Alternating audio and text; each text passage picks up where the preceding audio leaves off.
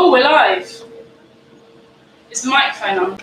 Hopefully people will join in a second and they can tell us. Oh, have we got one person? Okay, tell us if it's working and if you can hear us all right in the chat, please. We've got the noise of the street sweeper outside, so just be aware that it might be a bit quiet at the moment.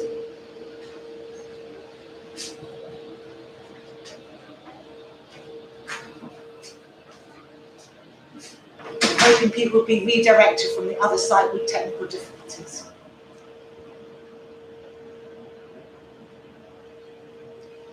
Good. Can those in the room see us?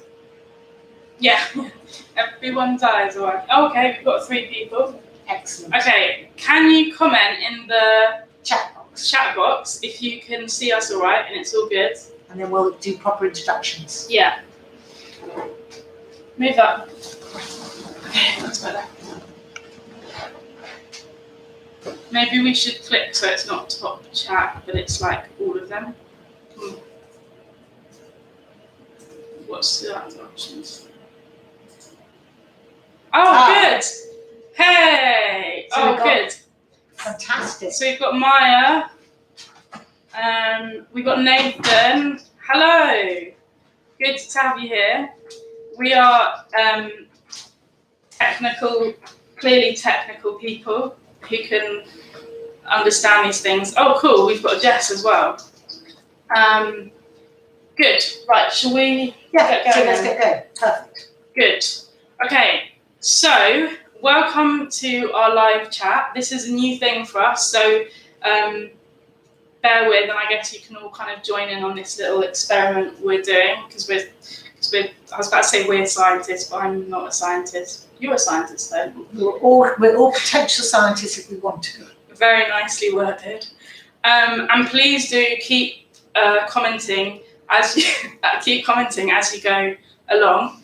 And yeah, we basically want this to be a discussion rather than kind of us necessarily talking. So any thoughts you have, any questions, etc., please write. Okay, should we introduce ourselves? Yes, good idea. Shall I start? Yes, please. Okay, so I am Beth Ingram. I am a director of CORC, which is why I am here, and we've been thinking about CORC youth involvement, and outside of that I run a peer support charity called Hearts and Minds. Oh, and we've got Leanne. Hi, Leanne. And do you want to say what CORC is? Yes, so CORC is a mental health research organisation, which looks mainly, I think, at what works in supporting and helping young people who have mental health problems. And yeah, so what works and how can we tell if something's working as well? Yes. And I guess thinking about what better looks like as well. Yes, and trying to use information from daily life to help inform what we can do to manage our mental health. Yeah, and who are you? So I'm another director of CORC. I'm Miranda Walpert, and I'm also work as an academic at a university and in a charity. Yeah, all hail Miranda. So yeah, that's us, and that is CORC. And I guess a bit of information about why we wanted to do this. A while ago, I became a board member on CORC. When was that? I don't know now. It must be about 6 months. 6 months ago. So they've been trapped with me since then. And I guess the main question that kind of seemed to come up was people saying, would young people be interested in the work that CORC would be interested? Oh, I can hear myself. That's very disconcerting. So would young people be interested in the work that CORC do? And I think previously you thought probably not. This is a lot of stuff to do with data and measurements and things like that. And I said, no, actually, there are a lot of young people out there who would be interested in this kind of thing and in understanding all the interesting stuff that you guys think about behind the scenes, and when thinking about how services are done, what treatments are provided, how you work out when treatments are ending, and all these questions like that. And so since then, we've been, just interrupt me at any point. Since then, we've been thinking about how to do that. And this was kind of the first step of saying, well, let's talk to people. Yes, Leanne's saying she agrees there's definitely an interest there too. And what about others? In terms of mental health research,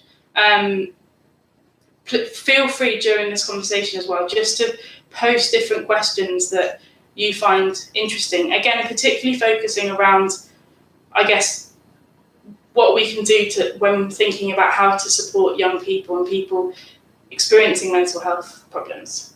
Yes, I mean, I guess right from the start, CORC has always been interested in making the world a better place for young people with mental health problems, and trying to use evidence to transform services and sources of support so that young people can achieve the goals that are important to them. But I guess we've got into a mindset where we'd always work with people in professional services or researchers, and that we thought it was through them that we were going to help young people. So we were like a sort of secondary worker. And I think Beth really challenged us to say, well, why aren't you working directly with young people? But also challenged us to say, well, all your language is completely wrong for young people, the way you think about things wrong for young people. So this is our first attempt to really edge towards thinking, well, how can we involve young people in the things we're interested in? How can we do things that they're interested in, but still keep the rigor of what we're trying to achieve? And keep our focus on. So we're not an organisation that tells people what to do. We're not an organisation that provides services. We're an organisation that helps other people collect and use evidence to inform the ways of managing mental health problems. Yeah, I think CORC's there to figure this stuff out so that people who are, and services who are providing treatments already have that information. Yes.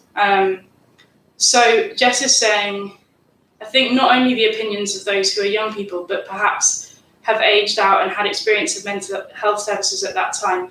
Definitely. So like, I don't know if you feel this as well, Jess, but like, I found that I have certain views when using services that I still think are really important, but I've also now on reflection learned things as well. So I think young adults have a big part to play in it as well. I agree, and I think that actually what you've put your finger on is probably one of the most interesting research questions that we haven't really looked at properly yet, which is how to retrofit back from what works to try to understand why it worked and how it worked for given individuals. So there's a big movement across medicine and healthcare generally about sort of personalised medicine, and we're just edging towards thinking about that in mental health settings. And I guess from my point of view, we're increasingly thinking it's not just about what helped you in terms of the service, but also what helped you in terms of other things you were doing in your life. That we're very aware that the service may be one part, but there may be all sorts of things that friends, family, you yourself were doing, the community did, and we want to know all of that. And from the perspective of having been through that process, looking back and trying to understand why did it work, so we can help other young people and think about who it works for and who it doesn't work for. Yeah, and I think as well, it's, I don't know, I definitely feel like this, and this might be something that people agree or disagree with, but a lot of the conversation around mental health at the moment is around awareness, which is brilliant, and that absolutely needs to happen. But I think getting involved with CORC is absolutely something where you get a chance to think about those deeper level kind of things where it's like, okay, even if we do have awareness now, when a young person is experiencing different struggles and problems, how can anyone actually help? How can they help themselves? But equally, how do we know that's helping? So I know that for me, there's been certain moments when I've suddenly been like, oh wow, I'm like doing a lot better. But it would have been really helpful to know that during my journey, so that like I could have had that encouragement of like, no, even though things feel really crazy and lost right now, they are improving.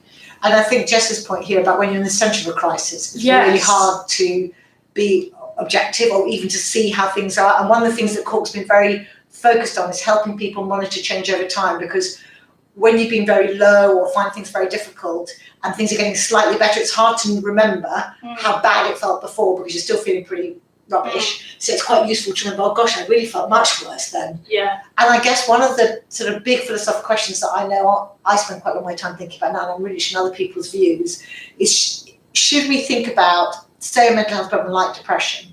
Should we think about that as something that's a chronic problem that one's managing throughout one's life? Should we think about it as a relapse remitting problem that comes and goes? Or should we think about something that's completely curable, that yes, you have it, you get cured from it and it's gone? So yeah, and I think again that's something that ties into the awareness stuff. So a lot of the awareness conversation tends to be around quite low-level mental health problems, which again is absolutely needed. But I think there's also the reality that a lot of us with different problems also kind of feel like, I don't necessarily want to be cured at this stage. I just want to kind of be able to manage things. And yeah, I agree with I agree with you agreeing with me, Jess. Like, it is really important to have that encouragement. And so one of the things CORC looks at again is when you're doing something like a therapy. I don't know if any of you remember being given forms where you are asked to rate, for example, how often you've felt positive or you felt hopeful, or how often you felt really overwhelmed and sad. But then often we're never shown those forms again, or there's just a random number. And so one of the things Miranda and the whole CORC team look at is how could we use something like that so that young people actually see and get a sense of their progress as well. And I think going on to your point about we need services to meet the needs of those who are ill, yeah, I guess part of what we're interested in terms of research agenda, and we're interested in you joining us in this, how do we know if the service is meeting the needs? Yeah. So one of the difficulties we've got is we've got real life going on with all its mess and reality, and we know that people might have problems, and then they might get less problems, they might get worse. What we don't know is what causes them to get worse, less, worse. So if we just say you come into a service and then you get better, how do we know it's the service that has helped? How do we know they wouldn't have got even better if they hadn't been seen by their service? Or how do we know one service is better than another unless we have some metrics for thinking about that? And I suppose that's what we're very... And when you say metric, what do you mean? I guess some ways of measuring that. Yeah. Some common way of measuring that. Yeah. And I think your point about young people having a copy of everything and transparency is really crucial. So trying to share that thinking behind why we're measuring these things and what we're doing with those measures is really important. Yeah, but also thinking about what, like Maya was saying, like in terms of the services need to meet. A lot of the talk at the moment is about funding, which absolutely, like, I will be there with the pickets, I'm all about. But it's also thinking about, are we funding services that work? But not just services, like, are we funding youth projects? Are we funding school support? Are we funding all of these things? Are we funding the most effective things, I guess, is important as well. Completely. And I think Maya's comment about holistic non-medical approaches being under-researched and undervalued, they're definitely under-researched. I think it's an open question about whether they're undervalued, because until we do the research, we don't know whether they help or not. So I think we need to be careful that we don't apply different standards to different sorts of things. So we don't say that they're all brilliant, and just because they haven't been researched means they're all fantastic. They may be, but we need the research. Beth, what's been your personal experience with outcome measures outside of CORC? It's sometimes really hard to be transparent on your outcome form, as you have to fill it in the room with your therapist. That is so true. It's so true. Or like they say, well, you could fill in this complaint form over here where I'm sitting. I think, yeah, that kind of thing can be really tricky. But I also think there's a bigger picture here, which is, I guess, at the moment we're using forms and stuff like that to measure whether these things are working, but they could also be part of a discussion and part of a therapy. And going back to some of the things some people have said, one of the challenges that CORC has, that I hear you always talking about, is actually it's all really good having this research out there. So, for example, there's a lot of research that says it's really helpful that any measurement forms that are there, they're done in collaboration with young people, with a conversation.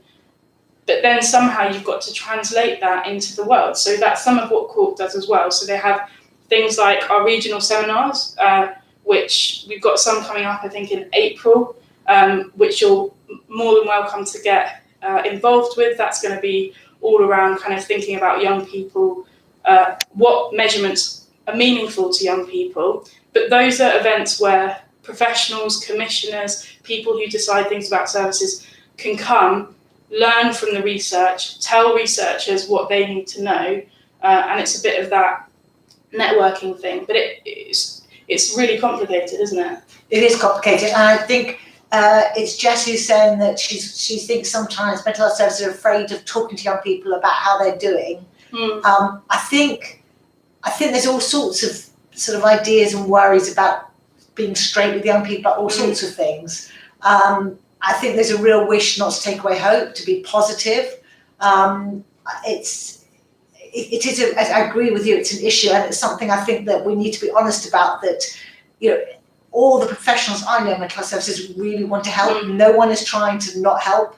So it's trying to find the best ways of doing that. And also managing, I guess, the other side of getting, perhaps if people want to get involved with CORC and the stuff we do, is the reality behind the scenes is that professional will be having all sorts of emotions too. So, for example, I know as someone who now works with young people as well as is a young person who has their own experience, it's really difficult to have that conversation with someone where I say, I'm not sure if this is helping, can we talk about it? So you're worried about that person's reaction, you're worried how they feel, you're worried how you feel. And so the reason we want people to get involved in this kind of stuff, and when I say people, I'm talking more about you guys and young people in general, is because this dialogue is so important, and it's the most effective way to do things like this. So Leanne's saying, I was asked recently whether I thought it would be useful to know the success rate of therapies before I stated it. I don't know. That's a really good question. It'd be really useful. What do people feel about that? Would you like to know how, say you're offered a certain therapy, or you're offered a range of different therapies, would you like to know the evidence around how effective they are, or do you think it could affect whether you'd engage with it and give it a chance in the first place? What do you have any thoughts on that? Well, it's interesting. So from our research, say for someone coming with depression into a service, the best service in England currently, about 50% of the time there's not going to be measurable improvement. By measurable, we mean so much improvement on their scores that we can be pretty sure it isn't just to do with measurement error. So would that fact be useful to know?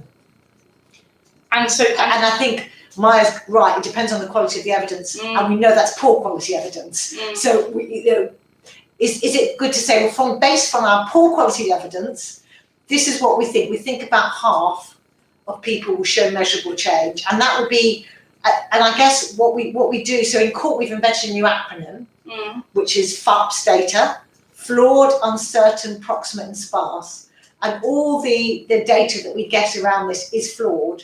But the question is, I think exactly as you're saying, Whisper Kid, that we know that CBT only works for about half the people. Isn't it better that we know that's sort of the rate, and there may be other things that other people can do, but nothing works for everything. There's nothing else in the health service that we think should work for everything. Yeah, I guess the genuine difficulty that we have at the moment is that there are so many different kinds of treatment and different ways within a kind of mental health specialist setting and outside of that can help a person's mental health. But obviously sometimes at the moment in service settings it's really limited as to what is funded. So, if your only choice is one thing, do you want to hear the not so good stuff about that one thing, or is it just to stay hopeful? Because some people are saying yes, they would like to. But I guess if I think about me, there were certain points when I thought the problem was me, because I was told such positive things about this therapy and it just wasn't clicking for me. And it was really relieving to actually realise that actually maybe it was the fact that this wasn't the way this was set up, or this kind of treatment, it doesn't work for some people, and that's okay too. And I think whoever it was saying that, it may be different for different people, I think that's absolutely right. We just don't know yet. And that's exactly the research we want to do. That's exactly what we're trying to find out. What works for who, in what context. So someone else is saying it all depends on context. Yeah. And collecting information about context is really important. Our difficulty is collecting information is difficult, and trying to work out what information to collect that the most important to collect is difficult because no one likes feeling informed. So we have to sort of balance wanting to know information about everything in someone's life with what we can realistically collect. So really interesting to know from you what you think are the key things we should collect, what are the key things we want to know. And so, for example, one person I was talking to the other day, they said, how do I know if I'm better? Because sometimes I go out more, but then I do less. So maybe I'll go out and sit in a coffee shop, but I'm still not enjoying things. Whereas other times I might be isolating myself a lot more, but actually feeling a lot more hopeful. So the two things you could measure there are like someone's activity and like, are they doing more? Are they getting more involved in life and society and blah, blah, blah. Or is it or do we think about their mood? And so there's lots of different things like that. And so I guess, the genuine truth that getting involved with something like CORC is seeing the reality that thinking about these things is difficult, but it's also challenging, I think, in quite an exciting way. Well, yeah, as you've discussed, I find it, I can't understand why anyone would want to spend their life thinking about these things, but there may be this strange odd person who doesn't want to spend their time thinking about data. And I guess just going back to the issue of someone said, can't we get away from forms? If there was a way of dealing with that questionnaires, I would leap at it. Give us ideas. Absolutely. And part of the problem with quality research, which I absolutely believe in, it's quite hard to generalise up to a bigger group to sort of, because it's... And so to explain a bit what is qualitative. So qualitative research involves sort of asking people, so that someone said about on Twitter, the subtle nuances of personal things, those are the sort of things you get from quality research, really getting the detail of what it means for an individual and how they see things. So exactly what you just described is a very rich description. How you then would capture that over hundreds or thousands or millions of people so that you could sort of make grand statements about, on the whole, this works for this sort of person or that sort of person, means using more sort of standardised quantitative things. And so that's a real challenge to get those two things together. Yeah, so it's interesting actually, like running a small thing and saying, for me, like, well, I know it works because I talk to people and they can tell me. But actually, when we're thinking about something like the NHS, like, how crucial is it that what we're funding works and, that there is research behind it and all of that stuff.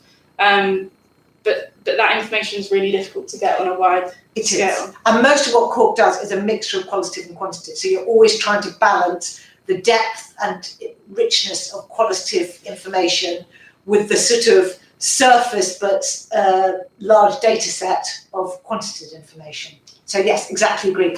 Mixed methods. Yeah, and most of that went over my head. But the mix is data set and things. So I guess it's trying to use information that's rich and deep and personally relevant, with information that's less rich and deep but stands with everyone's answering the same question, variety of different information, and trying to pull those together to try and get some understanding. But going back to, I think it was Maya who was saying that she was shocked by how low quality the information was.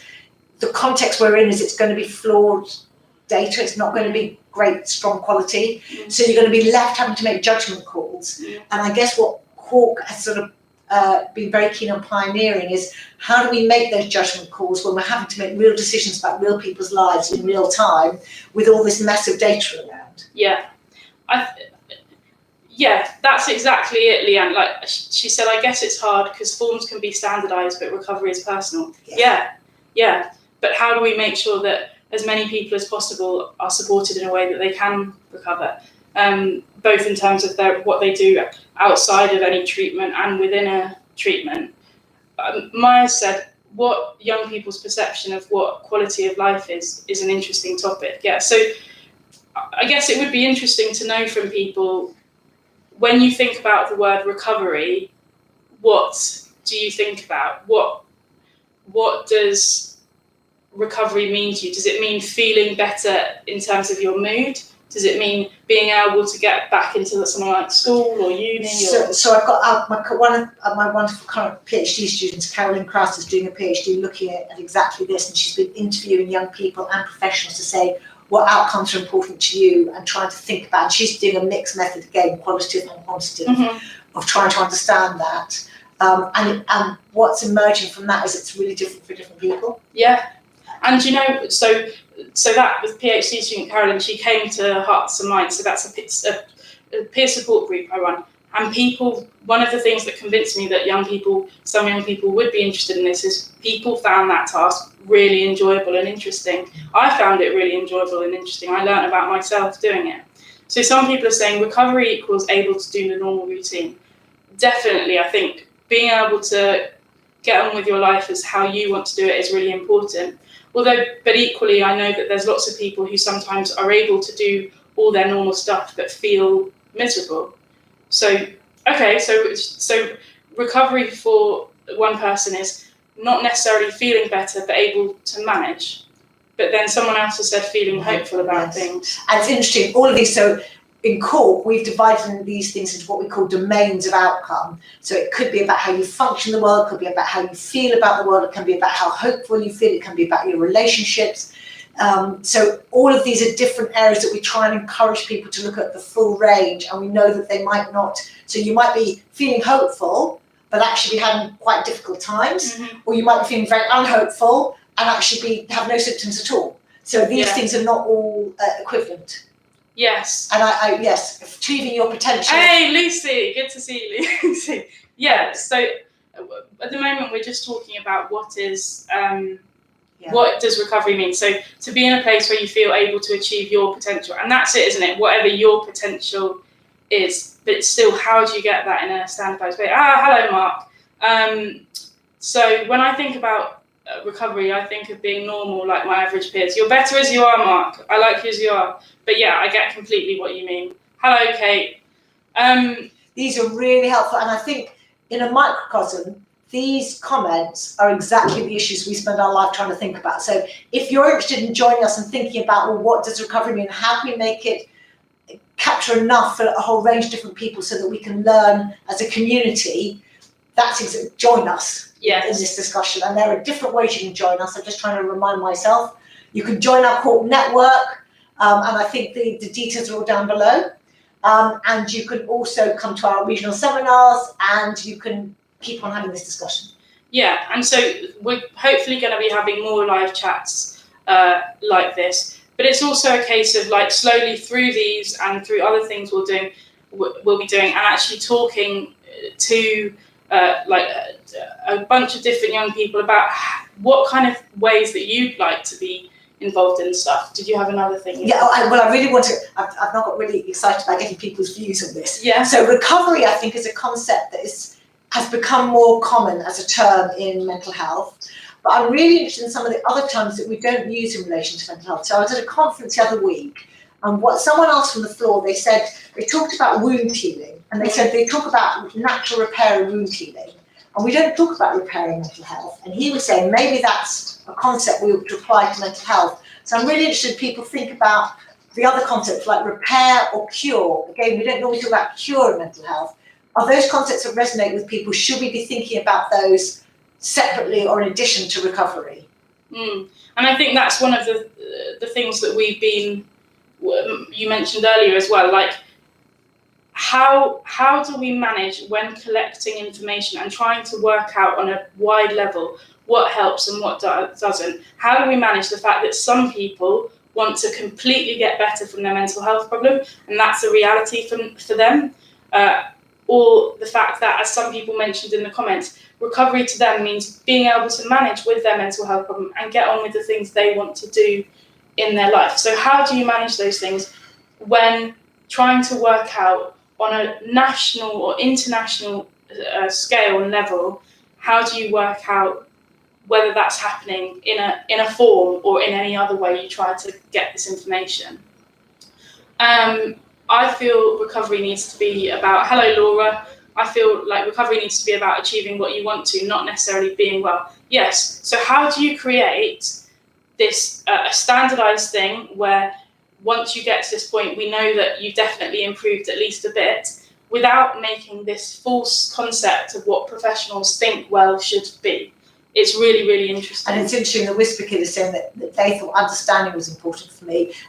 What I remember from Karen's research is some people think understanding is really important, and other people that's not the thing they want. 39 AHM. I like the idea of repairing my mind. Now I'm really interested in that, in the repairing, because I also wonder whether, is mental health always in the mind? So I've been thinking about these body maps where you feel anxiety and depression. You might feel in your stomach or in your arms or in your fingers. And I think sometimes we get very focused on it sort of in here. Yeah. And I do wonder whether the repair might be in other words. Yeah. And I think often if we think about, this is also where, so one of the things CORC's been doing recently is thinking, so specialist services are really important, but what else happens outside of that? Because there's a whole life outside of that as well. And one of the things that happens from that is specialist services usually help you get to the place where you are safe and you can manage just about. But then I know for me, there's been a whole lot of work I've had to do since then of like, okay, now I've got to actually think about all of this stuff and work out why that might have happened, or work out where I go from here. And that kind of makes me think about that repairing your mind thing, because it's one thing getting to a point where you just can survive. It's another thing being like, okay, where do I go from here? There's also an interesting thing I think Lucy is saying here about, for her, she feels that she'll never be the person she was. She'll always be her because of her illness and experience. And I know that one of the things that we've been told in the past is that people actually say that although they might not necessarily have chosen this path, there are positives that they've learned, that they've become a different sort of person. And I think that's also something to be thought about, that the new person that emerges is a different it's crazy to think, well, if I think about myself, I shouldn't speak for other people, but like how my life has changed and how I would have never have expected to be where I am, but equally the things I've gained from that. So Maya said goal setting led by the young person could be a really powerful way. And so that's really interesting, because that is one of the big ways that CORC looks at in terms of measuring progress. So if there aren't set, I feel hopeful about my future, I feel recovered, or these set things that you can measure recovery or feeling better by, then maybe you can measure these things by a young person setting their own goal and then seeing how far they get to on that. And there's also this issue about if you go to understanding, so we've got quite a lot of people saying they like repair, which is fantastic. Also just saying that, Whisper Kids saying that understanding was from the individual's point of view, but also it's quite interesting to see if other people can understand them as well. Yeah, and we've also got a comment about, so addressing the fact that actually for a lot of people, not everyone, but for a lot of people, mental health problems come as a result of difficult experiences, or things like struggling financially, or struggling kind of with your environment, kind of, and your setting, and mental health services at the moment almost have to dismiss that, because their focus is on mentally getting this person better, but that's not really an accurate. It's interesting you said that. What came to my mind earlier when we were talking about what young people want, I remember research that Young Minds did, must have been about 10 or 12 years ago, and the same research that gets done repeated every few years, where they ask young people, what would you like? What does mental health look like? What does it look like to you to be mentally healthy? And one of the things that came out there was being financially independent, being in charge of your own finances. Yeah. And I'm always struck when I see the list that come out, that always gets dropped off. And actually it may or may not be important, that is, for young people, but there are certain things I think in the discourse around this that get taken up, and other things that get sort of sidelined as not really sort of specific, and I just wonder about that. And my perspective would be those things are dropped because services don't feel they have any control over them, those sorts of things. So a service can't help you with your financial situation the way we do services at the moment, but actually that doesn't make it any less important, so that shouldn't just be kind of dismissed. And there are services experimenting with that as an intervention. Yeah, and actually that's one of the benefits that I've found of getting involved with work like this. You see the places that are trying innovative, different things that have completely changed my view of what is possible. Agree, like recovering from austerity. I think a lot of people would agree with you. And I think Laura talking about leading stronger communities, I think it was the Whisper Kids saying that for them, the therapeutic relationship was absolutely central. I think there are some interesting researchers. There's a wonderful woman called Anne Maston who talks about ordinary magic, and the magic of relationships in our daily lives and how those are so crucial to us. Now, some people may get them from therapy, some people may get them from other relationships, but I agree building communities is like to be really crucial. And thinking about the political things not addressed, I think, and I guess it's again really tricky. So again, one of the conversations that the people think about when thinking about services is like, should therapists bring up things like how difficult funding is in the therapy, given that it's completely limiting their choice and it's affecting the treatment. But actually, would that just depress a young person and be too much information?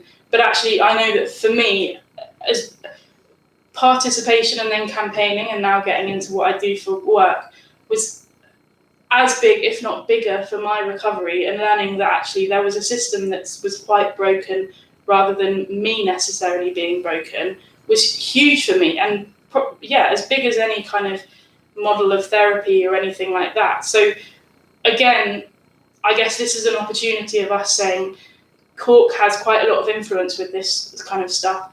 It would be great to have people on board and involved in making and thinking about these things and making a difference. As equally as important, participation was key for me too. I think one of the weird things about research in mental health is there's such a dimension between being depressed as a sort of aberration from normal and being as like something that's wrong with some part of you that really you shouldn't be. So like an abnormal symptom. And being depressed or sad because that something depressing is happening, or that that's an appropriate response to your environment. And it's quite hard to weigh those things up. Yes. What was the I don't know if you can think of it now, but there's research to show that actually therapists have to be unusually positive. Yes. So I don't know about unnatural, but certainly therapists. The more hopeful therapist is, the better therapy. But there's also research, a vague remember from social psychology. So if I've got this wrong, someone can tell me. But they had a social psychology experiment where they had people that were depressed in interaction with strangers who were actually people as part of the experiment, and people who were not distressed involved with the strangers. And they asked both the depressed and the non-depressed group, how did you come across? And the depressed group were much more accurate. So one of the ideas is that those of us who are not particularly feeling depressed at any moment have got this sort of fulfilling halo of actually I come across great. And that's what enables them to exist. And that's what enables them to exist in the world. And Lucy, I hear what you're saying about the thing of you felt like services focused on your ill health and your illness rather than thinking about you as a whole person. And one of the things I think again CORC tries to look at, so one of the things you were explaining to me the other day is a difference between a wellbeing measure and a mental health measure, and the fact that at the moment those are separate things because we see mental health still as this separate thing that once you get to a certain point you are unwell rather than this continuous spectrum. And so it's thinking again about how do we incorporate all of these things? How do we have services that can see people as a whole and be able to measure that? Because although measuring things I think can seem irritating, equally, if we're thinking about politics, it wasn't too long ago that conversion therapy existed. So thinking about why we need evidence, those kind of situations are why we need evidence, and to make sure that a therapy and a treatment is actually helpful rather than anything else. We've got kind of a bit longer now. We've thought about particularly around kind of should the focus always be on recovery from mental illness? What does recovery and just to take up Laura's point, because I think other people said this as well, there is this balance between not overwhelming. How do we have these difficult conversations? And one of the things that CORC's been interested in is we need, I don't know whether it's joint training or because professionals aren't trained in it, young people, none of us are trained in how do we have these conversations in a way that's still containing and helpful. So I guess that's something where, again, if you're interested in joining us in some sort of joint training or joint workshops around this, because this is new for all of us, that would be great. Yeah, and again, I think the problem is that I've often, as a young person, I think I'm better at it now, but like gone to professionals and said, look, I didn't get this, you didn't do this for me, and felt really, well, reasonably angry. But equally, they didn't know what to do in that situation. So again, thinking about getting involved in CORC and these kinds of conversations is, yes, funding is important, yes, awareness is important, but with those things, how do we do this stuff? Like, how do we do it so that it's not all confrontation? You're on behalf of Debating Mental Health is going to help us. Hey! And yeah, so equality is the best therapy. And how do you create that feeling of equality in a service where, you know, you have to go into a hospital and you notice people with uniforms, or I guess we know lots of research about how you create a good relationship in therapy or in another thing like that. But then how do you translate that when actually CAMS is set up in a certain way and schools are set up in a certain way? So it's again thinking about the research and how you translate that into the real world. Agreed. So what it would be good to hear from a few people now, I guess, is what just you as individuals, we'll be asking lots of people this, but what I can give you yes it is. But so as for you guys, how would you like to be involved in mental health research? Would you like to learn how to measure these things? Would you literally like to be involved in learning analysis and data collection and all these things that are very quite interesting, laborious detail. Very. It involves many. The thing is, as Becky's reminded me, not everyone wants to be a mental health researcher. Can't understand why not, but not everyone does. Technical. Yes, thank you. And so the question is, how do we engage people? Because if you don't involve in the technical detail, it's quite hard to get to really have control over what happens. Yeah, and so involving the technical detail involves hours and hours, and people train decades to get good at it. So it's how do we get that balance between involving but not overwhelming people with the technical stuff? Yeah, because often I think when it comes to research, because that technical stuff is a massive part of it, often when it comes to involving young people, that's the point at which they're involved is too late to make any meaningful difference. Yeah. So instead we're saying getting involved with CORC will be different, I guess, from the standard getting involved in a mental health campaign in general, because it will be thinking about the deeper things that are more complex. But Lucy is saying she'd be really interested in involving research because it's empowering and she likes the process and understanding that stuff. And I guess in terms of making it less technical, more accessible, probably not. I want to be honest about that, because I think in some ways we can try and make it as accessible as possible, but it does involve a certain level of being prepared to go through the tediousness. But I think this is the thing, and again, I think it's good to have this conversation here, is like there's different levels of involvement and it's important to have that variety. Yeah. So it's still important, for example, to have done all the detailed stuff and then take it to and maybe then we go to Maya as the big picture person who then empowers and encourages young people. Yes, I'm similar. And I guess partly what we need the big picture people to understand is sometimes the decisions that are made based on technical things are not because we're just stupid, but because that was the only way of doing it technically. So I guess it's trying to get those two bits together, that because sometimes I think I came late to research and I thought, God, they're so idiotic. Why are they asking me stupid questions on stupid forms? And then when I discovered actually they came to that because it's complicated, actually there's no easier way of doing it.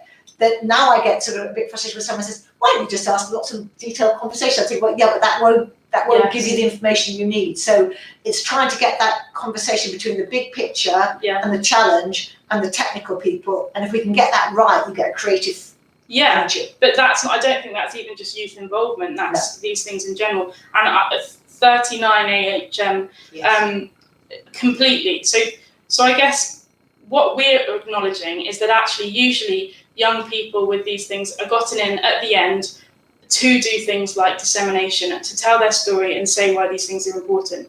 And we still want that. So we still want to have young people involved in that. We still want the bigger picture young people to kind of shape these things and make decisions at wide levels. And we want the technical stuff. So again, it's about those variety of levels. Jess, Maya and Laura, for example. So for example, what CORC does for services is we produce a report for them that shows their outcomes compared to the outcomes of other services.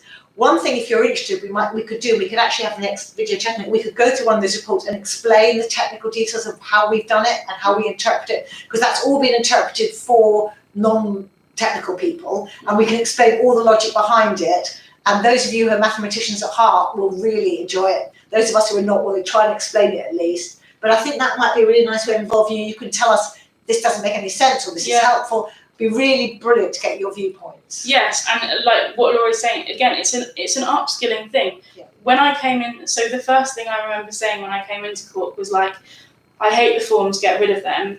And now I'm like, oh, okay, the forms can actually be useful. It's just that my experiences of them were never used in that way. But for me, even though I'm not a detailed technical person, learning some of these things is interesting because it informs my bigger picture mind. I still know that actually, like you were saying, Laura, like what I find just kind of quite laborious and technical, some people find fascinating. And so it's that, again, I guess it's diversity, isn't it, really?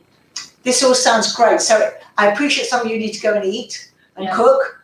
And I agree with you that research can be quite a nice space to talk about these things. It kind of has a different sort of tenor of conversation about it. It does, and I think, again, for me, the thing that I found around this area, and this may just be me and you may join and then be like, no, Beth, what were you talking about? But the thing I found is that the way things were presented to me in services and throughout my time kind of in that world, I was always told things, and I was told, this is the right thing for you, this is what you need to do, all of this. I came here and my experience was the opposite. People said, well, the research might say this, but it might not, who knows? And it's incredibly humble. And I think that can be very refreshing when you've been in a space where you're told things for so long. So I think that is where this dialogue and the research can be really helpful and therapeutic. But there probably ought to be a warning that it can also be a bit destabilising, because I said, I've had people... Life is destabilising. Yes. So could you have technical young people interpret in a non-patronising way, in an accessible way? Yes. We're hoping that's going to be you. Yes. Mm-hmm. So that is absolutely one of the things that CORC needs help on, because, I can say one thing about what a young person might understand, someone else might say another thing, but it only takes getting a variety of opinions to get that kind of stuff right. But I then also want to follow that up with that. But I do think at the moment, young people are often used to disseminate research and to make it accessible. And I think those are still great things, but it is important to get them involved in the whole process of it as well. And I guess just to be clear, we're up for challenging ourselves. So one of our values is that we challenge ourselves. So if these measures we're using are the wrong measures, or indeed if there's a better way of doing it than forms, we couldn't be more delighted to hear and discuss with you about ways we might do it. So it isn't just, we've done the research and now you help everyone understand it. It is actually about, are we asking the right research questions in the right way, collecting the information in the right way, and then using it to inform change in the real world in the right way. And so thinking about, so we've got 5 minutes left. I guess what it would be, what we'll do after this is we post an email address people can get in touch with. So we'll post a whole load of links of things you can get involved with, but also an email address of a way to say, look, I'm interested in this. We may not kind of send loads of stuff immediately because we're still working this stuff out, but we'll definitely contact you about you getting involved and things like that. But I guess what it would be really helpful to hear on the live comments is maybe just how people have found this, and if there's anything particularly that it's made you think about, just kind of, I guess, a kind of general what you've taken away from this conversation, because including things that could have been better. Yeah. Anything that would be helpful. And I think, because, as we said at the beginning, this is an experiment. This is us saying we are a professional organisation that doesn't want to come up with a finely polished thing that says this is how we're going to involve young people. Instead, we want to do it really transparently and say, like, we're not sure yet. You tell us what you want.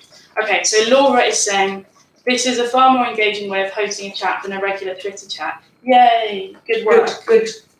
That's down to the fabulous technical people also in this room who understand the YouTube.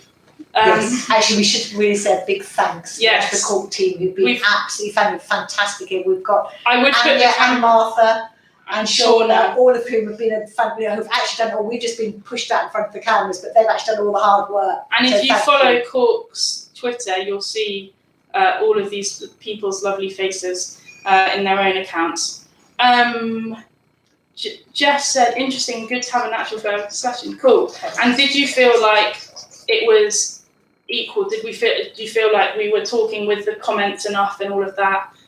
Maya, really interesting, and it's nice to see your faces. Nice to see your face too. Yeah, it'd be nice if we could get the face, but anyway, we could see their pictures at least. And it's really refreshing conversation to have the to and fro. I'm really glad that was the vibe that you got. My first ever YouTube chat. Mine too. Welcome. Yeah. Glad you guys are up for an open conversation. I think we're almost distressingly up for an open conversation. Sometimes it's like we need to get to a conclusion at some point in our lives. I think this is a much better way of engaging with young people, because you can ask a question and have it answered. Yeah, and equally us as well. We can ask a question and you can answer us. You engage with each person. Brilliant. Thank you, Jess. Lucy, I've really enjoyed being part of this conversation. I like that the conversation has been factual and frank in a funny way. I like the setting and internet take away sometimes emotional. That is true. It's really difficult, especially on writing. It can take away the kind of emotion of it, which can be a negative, but can also be a positive, which I think is what you're saying. Me too. More of these, please. Yes. Hello, Matt. Hello, Matt. Okay. So, what's been your takeaway from this? What are your feelings? So I'm a complete convert now. I want to have many more of these, because it's so fantastic being able to ask you questions that I'm sort of curious about and hearing people's responses. I guess I'm really interested in thinking if we can bring a CORC report next time and sort of get people's views on that. Yes. Whether it's through this means or another means. Yeah, really good. How about you? I am really pleased. I'm really glad we've had so many. Yes, we were predicting. Well, I was predicting. Miranda said, "Do you think anyone will come?" And I said to be hopeful. But yeah, my feelings are I've really enjoyed this. I've actually really I've been unwell and had a bug, and this has been. Yes, thank you for coming in from your sick bed. I really appreciate it. From my sick bed. That makes it sound so dramatic, but it's definitely cheered me up, and. Yeah, it's just been really good to hear so many people's thoughts, and I think there is definitely value in having, like, at some point a meet-up where people can see face to face, but this makes it so much easier. Or we've been complimented. Very impressed by your ability to read comments and say intelligent things at the same time. And she's a professor, but I haven't had any training for this. I suppose it's making me, all this positive feedback is making me nervous. As a researcher, I know there must be some negative feedback out there lurking, and I'm trying to encourage you to share it, because, and maybe now's not the time, maybe we're still in the sort of loving stage, but generally, I think a bit like we want in therapy, we want to encourage the thing that people are comfortable to say, actually, didn't quite get it for me, or didn't quite. Too short, Lucy. Okay, I'll pay you later. Thank you. We're being told the time is up. Yes. Right. Nice to see you. Enjoy your evenings. Look at the links and email the emails. And come to regional seminars if you would like to. All of these are there. If we're being really critical, the only downside is the lack of subtitles. Absolutely, accessibility-wise, that's really important. But yeah, live, I don't know how that would work. But we should look into it. So thank you for that, Chad. Thank you. And we will see you next time. Bye-bye. How do we turn it off? Oh, was it another negative thing? Maybe one negative is this isn't entirely accessible by everyone, with people without internet access. That as well. And thanks, Kate, for your very constructive comment about the lack of tea and cake. Yes. But seriously, we wish you a good evening anyway. We wish. Well, I didn't say that. Kate, I don't wish you a good evening. You've been too negative. But genuinely, for the people around accessibility, if you've got ideas as to what we could do because we can do this and we can do other things as well. So if you have other ideas of what would be helpful for that, let us know. So, for example, without internet, we could do phone calls, we could do conference calls. So that's something to be thought about. Yes, you'd like Kate too. Well, we can all dream. I'm joking. Yeah, I was actually semi-serious suggestion was subtitle software we'll look at. Okay. And for the cake, we could agree next time And one sort of cake, and then everyone can get their own cake in, and we can be eating it communally. Yes, and we're just about to go, Anand, but nice to see you. And I think some of the technical stuff we've been talking about, you'd be really interested in. Right. Thanks, all. Thanks, Beth. Thanks, everyone, particularly Anya, Martha, Shauna. Thank you. Amazing first go. Right. R.I.P. Anand. All right. Bye, everyone. Take care. Yes, the video's going to be up live. Yeah.